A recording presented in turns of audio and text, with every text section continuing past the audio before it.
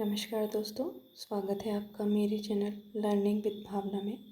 आज की इस वीडियो में मैं आपके लिए लेकर आई हूँ उत्तर प्रदेश प्रवक्ता परीक्षा भूगोल का हल प्रश्न पत्र। निश्चित रूप से यह वीडियो उत्तराखंड प्रवक्ता परीक्षा भूगोल के परीक्षार्थियों के लिए भी लाभदायक सिद्ध होगी। तो आइए शुरू करते हैं। पहला प्रश्न, निम्नलिखित में से किसने सर्वप्रथम इकोलॉजी शब्द का प्रयोग किया? हैकल। निम्नलिखित में से कौन सी एक पर्वत श्रेणी काला सागर और कैस्पियन सागर के बीच में स्थित है? सही उत्तर ऑप्शन सी, काकेशस पर्वत। 2011 की जनगणना के अनुसार उत्तर प्रदेश में निम्नलिखित में से किस जिले का लिंगानुपात सर्वाधिक था? उत्तर ऑप्शन डी, आजमगढ़। विश्व का सर्वाधिक जैव विविधता समृद्ध क्षेत्र है? ऑप्शन ए, उष्णकटिबंधीय क्षेत्र। सर्वाधिक पार्थिव ऊष्मा के विकिरण के कारण निम्नलिखित में से किसे पृथ्वी की विकिरण खिड़की कहा जाता है? सही उत्तर ऑप्शन ए, ऊंची पहाड़ियाँ या पर्वत। हिमानीकृत प्रदेश में उल्टी नौका के समान की निक्षेपणात्मक स्थलाकृति को कहा जाता है? सही उत्तर option D B, drumlin. Himalaya में भारत का उच्च ऊंचाई वाला अनुसंधान केंद्र हिमांश निम्नलिखित में से किस स्थान पर स्थित है? सही उत्तर ऑप्शन सी, स्पीति, हिमाचल प्रदेश में। निम्नलिखित में से कौन सा स्थलमंडल को वर्णित करता है? सही उत्तर ऑप्शन सी, भूपटल और ऊपरी मेंटल। क्षोभ मंडल में ऊंचाई बढ़ने पर सामान्य ताप ह्रास दर है? सही उत्तर ऑप्शन सी, 6.5 डिग्री सेल्सियस प्रति 1000 मीटर। निम्नलिखित में से किस विद्वान का यह मत था कि भूगोल और इतिहास गैर समान जुड़वा है? देखिए दोस्तों, मेरे अनुसार इसका सही उत्तर हेरोडोटस होना चाहिए था, लेकिन वो ऑप्शन में कहीं है नहीं, इसीलिए इस क्वेश्चन में मुझे बहुत कन्फ्यूज़न है और इसे छोड़ते हुए मैं आगे बढ़ती हूँ। पोलर फ्लिंग बल निम्नलिखित में से किससे संबंधित है?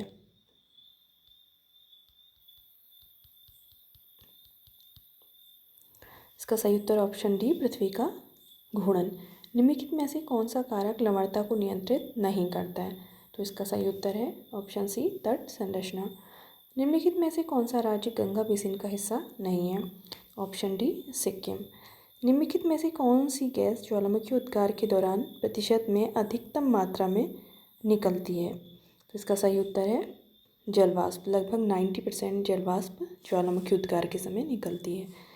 निम्नलिखित में से कौन सा संभाव्य संसाधन भारत में अधिक विकसित नहीं है? इसका सही उत्तर ऑप्शन डी, भूमिगत जल ऊर्जा। निम्नलिखित देशों में से कौन स्थल से घिरा हुआ नहीं है? सही उत्तर ऑप्शन डी, अंगोला। निम्नलिखित में से किसने चट्टान चक्र की अवधारणा प्रस्तुत की थी? सही उत्तर ऑप्शन सी, जेम्स हट्टन ने।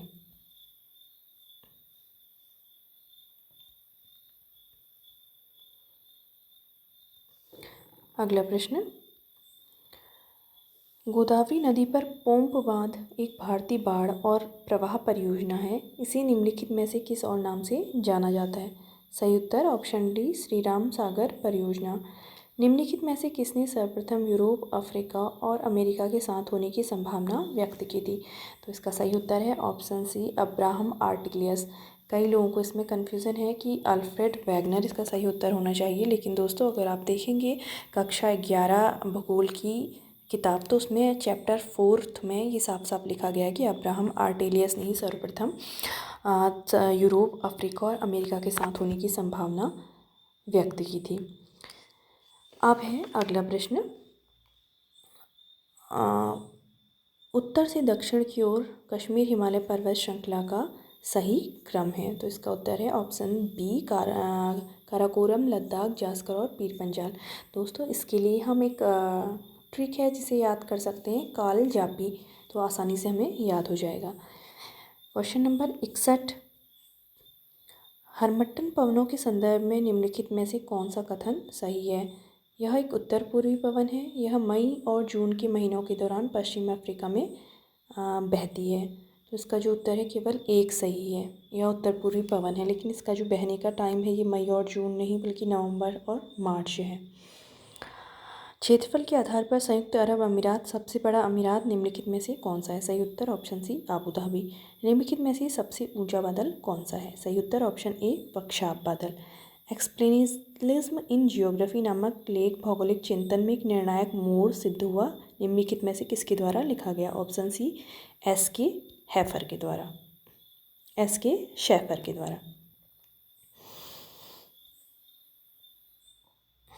अगला प्रश्न है, निम्नलिखित पठारों में से किसे अंतर पर्वतीय पठार माना जाता है? सही उत्तर ऑप्शन सी, तिब्बत का पठार।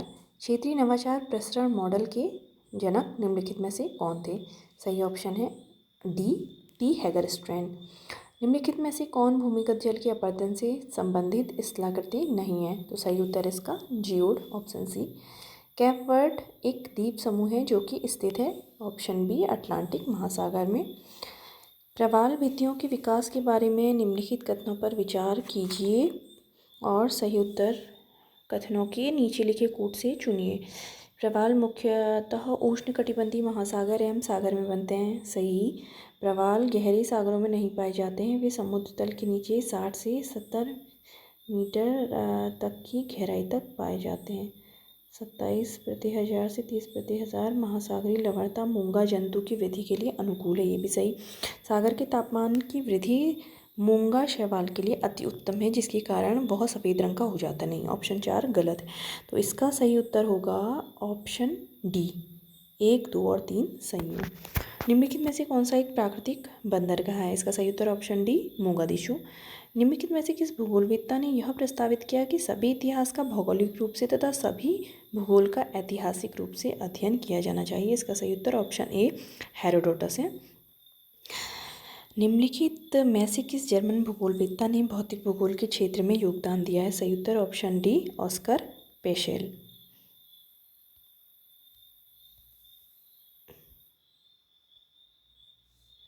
अगला प्रश्न है, निम्नलिखित में से कौन तापमान प्रतिलोमन का प्रकार नहीं है? सही उत्तर ऑप्शन सी, अक्षांशीय प्रतिलोमन।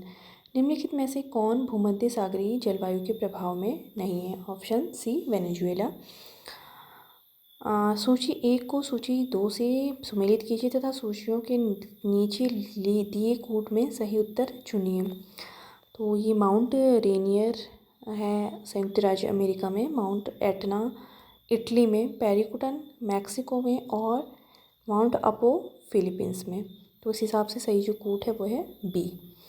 मेघ अस्थिरता सिद्धांत को किसने प्रतिपादित किया था? इसका सही उत्तर है ऑप्शन सी, बेजरो फ्रेंडसेन ने। निम्नलिखित पुस्तकों में से किसके लेखक अरब भूगोलवेत्ता अल-बरूनी नहीं है? तो इसका सही उत्तर है ऑप्शन बी, किताबुल काफ़ी, ये अल-बरूनी द्वारा नहीं लिखी गई थी। निम्नलिखित में से कौन कोरियोलिस प्रभाव का कारण है? तो इसका सही उत्तर है ऑप्शन ए, केवल अपनी धुरी पर पृथ्वी का घूमना। भूगोल को पृथ्वी पटल के विभिन्नतापूर्वक स्वरूप को यथार्थ, क्रमबद्ध एवं तर्कसंगत वर्णन और व्याख्या के रूप में किसने परिभाषित किया है? सही उत्तर ऑप्शन ए, आर हार्टशोन के द्वारा किया गया है। अगला प्रश्न है, भूआकृतियाँ और अपरदन के अभिकारक द्वारा निर्मित। तो इसका जो टिल मैदान ये हिमनद द्वारा विकसित होता है। जल गर्तिका ये बनाई जाती है बहता जल द्वारा। ह्यूम्स ये भूमिगत जल द्वारा और रिपल्स ये वायु के द्वारा। इस हिसाब से इसका जो सही उत्तर है वो है ऑप्शन सी। तो दोस्तों आज हमने इस प्रश्न पत्र के 40 प्रश्न हल किए हैं और अगले 40 प्रश्न हम हल करेंगे अगली वीडियो में। अगर आपको ये वीडियो पसंद आई है तो मेरे चैनल को सब्सक्राइब कीजिए, इस वीडियो को लाइक कीजिए, शेयर कीजिए, कमेंट कीजिए। धन्यवाद।